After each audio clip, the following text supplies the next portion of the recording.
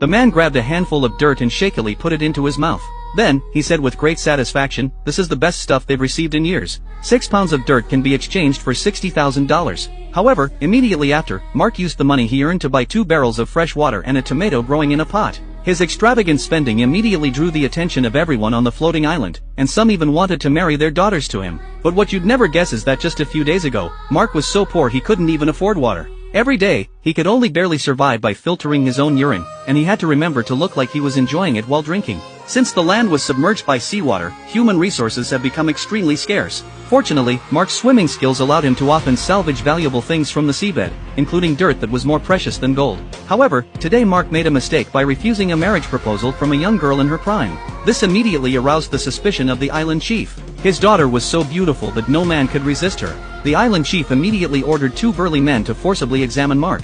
However, this examination revealed an even more shocking secret about Mark.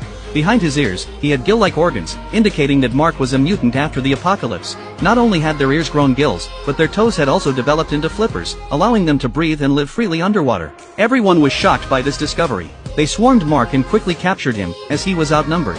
To eliminate the anomaly, the islanders prepared to throw Mark into the septic tank. But just then, a large group of pirates suddenly attacked. They surrounded the entire floating island and opened fire with heavy machine guns, quickly breaking through the island's defenses. The floating island only had a few water guns to fight back, and the outcome was obvious. The island was quickly invaded by the pirates. At this moment, a pirate who flew and happened to hit the cage Mark was in, causing it to fall into the septic tank and rapidly sink. Mark desperately tried to open the lock, but he quickly disappeared into the sewage. Just as he was about to drown in the feces, a woman appeared and pulled Mark up.